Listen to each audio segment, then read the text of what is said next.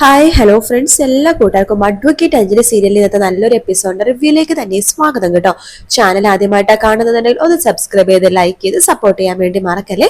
അങ്ങനെ തുടങ്ങുമ്പോൾ തന്നെ കാണിക്കുന്ന ആര്യനെയാണ്. ആര്യ പറയുന്നുണ്ട്, ഞാൻ വിളിക്കില്ല അമ്മാവന്, അമ്മാവൻ ഭക്ഷണം കഴിക്കാണ്ട് അവിടെ ഇരിക്കട്ടെ. അമ്മാവന് ഭക്ഷണം കഴിച്ച് മരുന്ന് കഴിക്കേണ്ടത്, അല്ലെങ്കിൽ അസുഖം വരും. അസുഖം വരട്ടെ, ഞാനിപ്പോ ആഗ്രഹിക്കണം അത് തന്നെയാണ്. ഇനി എന്തിനാണ് അസുഖം വരാതിരുന്നിട്ട്? അസുഖം വരട്ടെ. അമ്മാവന്റെ അമ്മായിയുടെയൊക്കെ സ്വഭാവം എനിക്കിപ്പോ നന്നായിട്ട് മനസ്സിലായി. എന്നാൽ നിങ്ങൾ ഇങ്ങനെ ചെയ്യുമെന്ന് ഞാൻ ഒരിക്കലും വിചാരിച്ചില്ല എന്ന് പറയാണ്. നോക്ക്, അഞ്ജലി ഒരു തെറ്റ് ചെയ്തെന്ന് വെച്ചിട്ട് അവൾ ഇവിടുന്ന് ഇറക്കി വേണ്ട കാര്യമൊന്നും ഉണ്ടായില്ല. അവള് കൈകൊപ്പി മാപ്പ് പറഞ്ഞതല്ലേ, നിങ്ങൾക്ക് ക്ഷമിക്കണമെന്ന് പറഞ്ഞതല്ലേ, നടന്ന കാര്യങ്ങളൊക്കെ നിങ്ങൾ ബോധ്യപ്പെടുത്തിയതല്ലേ. അപ്പൊ നിങ്ങൾക്ക് രണ്ടുപേർക്കും അത് കേൾക്കാൻ വയ്യ. അമ്മായിയുടെ കാര്യം പോട്ടെന്ന് വെക്കാം, പക്ഷെ അമ്മാവൻ പോലും ഇതിനിങ്ങനെ നിൽക്കുമെന്ന് ഞാൻ ഒരിക്കലും വിചാരിച്ചില്ല എന്ന് പറയാണ്. ആര്യ പറയേണ്ടതും അതെങ്ങനെയാണ്, ഇവിടെ ഓരോരുത്തരുണ്ടല്ലോ ഏഷ്യന് കേട്ടാനായിട്ട്. എഴുതിയിട്ട് പെണ്ണെ, നീ ഏതാണ് എന്നെ ഉദ്ദേശിച്ചാണോ പറയണത് എന്ന് ഇന്ദിര ചോദിക്കുമ്പോഴേക്കും ഞാൻ ആരും ഉദ്ദേശിക്കണില്ല, ഒന്നും പറയുന്നില്ല എന്ന് പറയണ. അമ്മായി തന്നെ ആലോചിച്ച് നോക്കാം. ഇപ്പൊ അഞ്ജലി വിവാഹം കഴിച്ചേക്കണ രാജു എന്ന് പറഞ്ഞ പയ്യൻ, ആ പയ്യൻ നല്ല ഗുണമുള്ള സമ്പന്ന ഗുണമുള്ള പയ്യനും അതുപോലെ തന്നെ നല്ല സ്വഭാവമുള്ള പയ്യനാണെന്നൊക്കെ പറഞ്ഞ് കരുതിയിട്ട് നിങ്ങൾ അഞ്ജലിക്ക് വേണ്ടി പെണ്ണ് ആലോചിച്ചതായിരുന്നില്ലേ? ഓർമ്മയുണ്ടോ നിങ്ങൾക്ക്? എന്റെ രാജുവിനോട് വിളിച്ചു വരുത്തിയിട്ട് അഞ്ജലിനെ വിവാഹം കഴിക്കാമെന്ന് നിങ്ങൾ ചോദിച്ചതല്ലേ? അന്ന് അതിന് രാജു മറുപടി ഒന്നും പറഞ്ഞില്ല.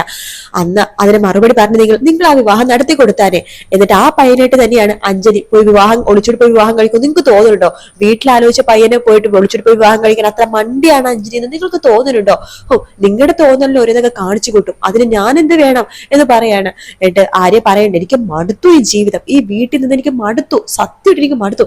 ഈ വീട്ടിൽ നിന്ന് എനിക്ക് ചത്താ മതി, എനിക്ക് ചത്ത് കിട്ടിയാൽ മതി, എനിക്ക് മടുത്തു ഈ ജീവിതം എന്നൊക്കെ ഇനി ആര്യനെ പറഞ്ഞുകൊണ്ടിരിക്കുന്നത്. അതെല്ലാം കേട്ടുകൊണ്ട് ശിവരാമൻ അവിടേക്ക് വരുന്നുണ്ട് കേട്ടോ. ശിവരാമനോട് ശ്യാമള ചോദിക്കണ്ടല്ല, നിങ്ങളത് എങ്ങോട്ടൊക്കെ പോണത്? ആര്യമോള് പറഞ്ഞത് ശരിയാണെന്ന് എനിക്ക് മനസ്സിലായി.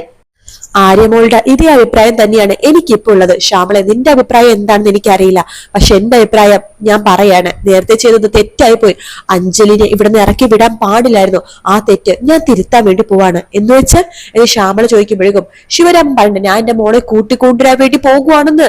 എന്തായാലും അവരൊരു തെറ്റ് ചെയ്തു, അത് തെറ്റോ ശരിയോ അത് നമ്മൾ ഇനി വകവെക്കേണ്ട കാര്യമില്ല.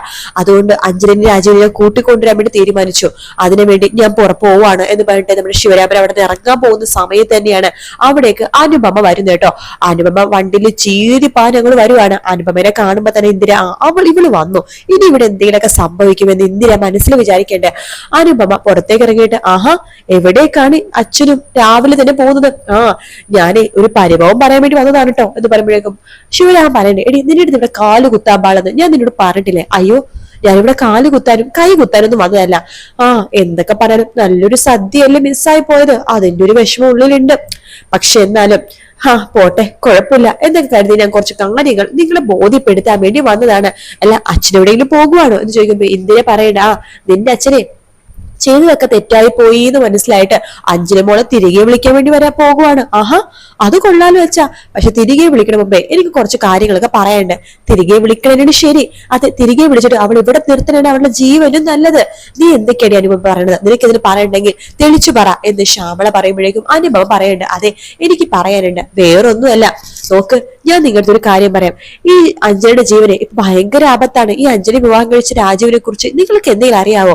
നിങ്ങളെങ്കിൽ എന്തെങ്കിലും ആലോചിച്ചിട്ടുണ്ടോ, എന്തെങ്കിലും ചിന്തിച്ചിട്ടുണ്ടോ എന്നൊക്കെ ചോദിക്കുകയാണ്. അത് കേൾക്കുന്ന ആരും ഒന്നും മിണ്ടുന്നില്ല. അതിനുശേഷം അനുഭവ പറയണ്ടേ, എങ്കിലും നിങ്ങൾ അറിഞ്ഞോ, നിങ്ങളുടെ ശരിക്കും പറഞ്ഞാൽ നിങ്ങളെ ബാധിക്കുന്ന കാര്യം കൂടിയാണത്, പ്രത്യേകിച്ച് അച്ഛനെ ബാധിക്കുന്ന കാര്യം. അച്ഛൻ ഇങ്ങനെ നിൽക്കാനുള്ള കാരണം എന്താണ്? ഒരു പണിയില്ലാത്ത വക്കീലായിട്ട് ഇവിടെ നിൽക്കാനുള്ള കാരണം എന്താണ്? അച്ഛൻ ആലോചിച്ചിട്ടുണ്ടോ? അതിന് ഒരേ ഒരു ഉത്തരവേ ഉള്ളൂ, അയാള് രാഘവനുണ്ണി അല്ലേ എന്ന് പറയാണ്. എങ്ങനെ അച്ഛൻ അറിഞ്ഞു? ആ രാഘവനുണ്ട മകൻ അർജുൻ രാഘവനെയാണ് അഞ്ജലി വിവാഹം കഴിച്ചിരിക്കുന്നത്. അപ്പൊ ആര്യ പറയണ്ട, അപ്പോ രാജീവ് അതവൻ പ്രണയിക്കാൻ വേണ്ടി കാണിച്ച വെറും ഒരു പേര് രാജീവ് എന്ന്. ശരിക്കും അവന്റെ പേര് അർജുൻ രാഘവനുണ്ണിയുടെ രണ്ടാമത്തെ മകനാണ്. സത്യം പറഞ്ഞ ഇത് രാഘവനുണ്ണി കൂടി ചേർന്ന് കളിച്ച ഒരു പ്ലേ ആണോന്ന് എനിക്ക് സംശയമുണ്ട്.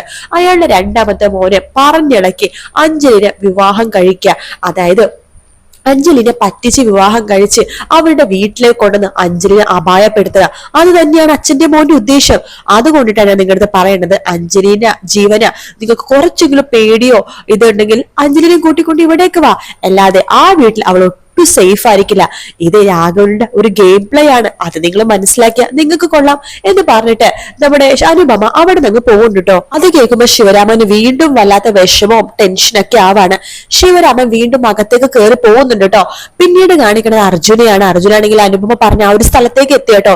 ഇവിടെ ആരെയും കാണുന്നില്ലല്ലോ, ഏടത്തി പറഞ്ഞ സ്ഥലം ഇത് തന്നെയല്ലേ? അതെ ഇത് തന്നെയാ, പക്ഷെ ആരെയും കാണുന്നില്ലല്ലോ എന്നൊക്കെ ആലോചിച്ചുകൊണ്ടിരിക്കുകയാണ് അർജുൻ. അപ്പൊ അവിടെ കുറച്ച് കുളമൊക്കെ ഉണ്ട് കേട്ടോ, കുളിക്കുന്ന കുളമൊക്കെ ഉണ്ട്. അപ്പൊ ആ കുളത്തിൽ കുളിച്ചുകൊണ്ടിരിക്കുന്ന പാർത്ഥസാരഥി അർജുന പാർത്ഥസാരഥിനെ കാണുന്നുമില്ല. അവിടെ കുറച്ച് അരികത്തായിട്ട് ഒരു മിനി വണ്ടി പാർക്ക് ചെയ്തിട്ടുണ്ട്. അർജുനാണെങ്കിൽ ആ വെള്ളത്തിന്റെ സൈഡിലൊക്കെ ഇങ്ങനെ നിൽക്കാട്ടോ. ആ സമയത്ത് രണ്ട് ഗുണ്ടകൾ അർജുന്റെ അടുത്തേക്ക് ഒന്നിട്ട് പറയണ്ട, അതെ ഇവിടെ സൂക്ഷിച്ചു കണ്ട് നിൽക്കണോട്ടോ, കാലൊന്ന് വഴുതി പോയാലേ വെള്ളത്തിലേക്ക് വീഴും, നല്ല ആഴമുള്ള കുളമാണ് എന്നിങ്ങനെ പറയുമ്പോ അർജുൻ പുച്ഛത്തോടെ അവര് നോക്കാണ്. അപ്പൊ വേറൊരു ഗുണ്ട വന്ന് പറയണ്ടേ, ആഴം ഉണ്ടോ ഇല്ലയോ എന്നൊക്കെ നമുക്കൊന്ന് ടെസ്റ്റ് ചെയ്ത് നോക്കിയാലോ എന്ന് പറയാണ്. അല്ല നിങ്ങൾ ആരാള് എന്നാ വളച്ചു കിട്ടതല്ലാതെ കാര്യം പറയാ, ഞങ്ങളുടെ ആള് വണ്ടിയിലിരിക്കുന്ന ആളാ, ശരിക്കുള്ള ആള് എന്ന് പറയാണ്. വണ്ടിയിലേക്ക് അർജുൻ നോക്കുമ്പോഴേക്കും അവിടെ ഒരു വലിയൊരു ഗുണ്ട ഇറങ്ങി വരുവാട്ടോ. അയാളുടെ കൂടെ വേറെ 2-3 ചെറിയ ഗുണ്ടകളും കൂടി ഉണ്ട്. അപ്പൊ അവിടെ അടുത്തേക്ക് വന്നിട്ട് അങ്ങനെ നിൽക്കാണ്. അതായത് സത്യം പറയാലോ ഇതൊരു കൊട്ടേഷനാണ് എന്ന് പറയാണ്. ഇത് കേൾക്കുന്ന അർജുൻ മനസ്സിൽ വിചാരിക്കണം, ഓഹോ അപ്പൊ ഏടത്തിയുടെ ഉദ്ദേശം ഇതായിരുന്നു അല്ലേ, എനിക്ക് പണി തരാം. അർജുൻ ചോദിക്കണ്ട, ആ ഗുണ്ടാ സംഘത്തിന്റെ ആളോട് ചോദിക്കണ്ട, അതെ ഞാനൊരു കാര്യം ചോദിച്ചോട്ടെ, നിങ്ങൾക്ക് ഈ കൊട്ടേഷൻ തന്നത് ഒരു സ്ത്രീയല്ലേ, ഒരു ചെറുപ്പക്കാരിയല്ലേ എന്നൊക്കെ ചോദിക്കാണ്. ഇത് കേട്ട് ആ ഗുണ്ടത്തലോ പറയുന്നുണ്ട്, സ്ത്രീയോ, നീ ഒരു മാനിനായോണ്ട് ഞാൻ നിങ്ങളുടെ സത്യം പറയാം, ഇതൊരു സ്ത്രീ തന്ന കൊട്ടേഷൻ എന്നല്ല, ഒരു ലോയർ തന്ന കൊട്ടേഷനാണ്, ഒരു ക്രിമിനൽ ലോയർ തന്ന കൊട്ടേഷൻ എന്ന് പറയുമ്പോഴേക്കും അർജുൻ ഇങ്ങനെ ആലോചിക്കാണ്ട് തന്റെ അച്ഛനാണോ എന്ന് സംശയം അർജുനെ തോന്നി പോകുവാണ്.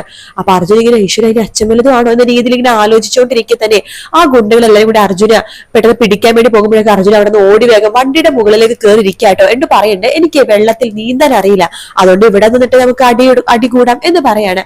അങ്ങനെ അവിടെ ഭയങ്കര സ്റ്റണ്ട് നടക്കാട്ടോ. ആ സ്റ്റണ്ടിനൊടുവിൽ അർജുന എല്ലാരും കൂടി തൂക്കിയെടുത്തിട്ട് വെള്ളത്തിലേക്ക് എറി, അത് നന്നായിട്ട് അടിച്ച് പരിക്കേൽപ്പിക്കുന്നുണ്ട്.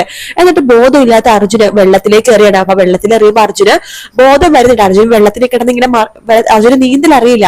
അതുകൊണ്ട് തന്നെ അർജുൻ വെള്ളത്തിൽ ഇങ്ങനെ ശ്വാസം മുട്ടി ഇങ്ങനെ മരണവെപ്രളം കാണിക്കുന്ന സമയത്ത് ഈ ഗുണ്ടകളെല്ലാം കൂടി പൊട്ടിച്ചിരിച്ചുകൊണ്ടിരിക്കുകയാണ്. ആ സമയത്താണ് അവിടേക്ക് പാർത്ഥസാരഥി നീന്തി വരുന്നു കേട്ടോ. നീന്തി അർജുൻ അവിടെ നിന്ന് രക്ഷപ്പെടുത്തി കരയിലേക്ക് കൊണ്ടുവിടാണ്. എന്നിട്ട് എടാ അർജുനെ എഴുന്നേക്കടാ, എടാ അർജുൻ എഴുന്നേക്കടാ, അയ്യോ അർജുനെ എന്ന് പറഞ്ഞിട്ട് അർജുനെ എഴുന്നേപ്പിക്കാൻ വേണ്ടിയൊക്കെ നോക്കുന്നുണ്ട് അർജുന്, പക്ഷെ ബോധമില്ല കേട്ടോ.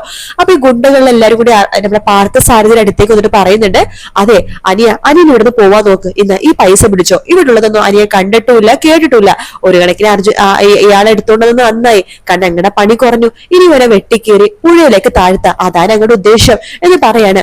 അത് കേട്ടിട്ട് നമ്മുടെ പാർത്ഥൻ പറയുന്നുണ്ട്, അതെ ഇയാൾ ആരാന്ന് നിങ്ങൾക്കറിയാവോ, ഇതെന്റെ സുഹൃത്താ, എന്റെ ചങ്ക് ബ്രോ, ഇയാളെ ഞാൻ വിട്ടുകളയൊന്നുമില്ല, അപ്പൊ അളിയനും പണി മേടിക്കുമല്ലോ, മേടിക്കും എന്ന് പറഞ്ഞിട്ട് നമ്മുടെ പാർത്ഥസാരഥി അതുപോലെ ആ ഗുണ്ടകൾ തമ്മിലുള്ള സ്റ്റണ്ടാണ് ഇനി നടക്കാൻ വേണ്ടി പോകുന്നത് കേട്ടോ. അപ്പൊ ആ ഒരു ഭാഗത്തോടെയാണ് ഇന്നത്തെ എപ്പിസോഡ് തീരുന്നത്. അപ്പൊ വീഡിയോ ഇഷ്ടപ്പെടുകയാണെന്നുണ്ടെങ്കിൽ ലൈക്ക് ചെയ്യാനും അതുപോലെ തന്നെ സബ്സ്ക്രൈബ് ചെയ്യാനും കമന്റ് ചെയ്യാനും മറക്കല്ലേ. മറ്റൊരു വീഡിയോ ആയിട്ട് വീണ്ടും കാണാം friends. Take care, bye bye.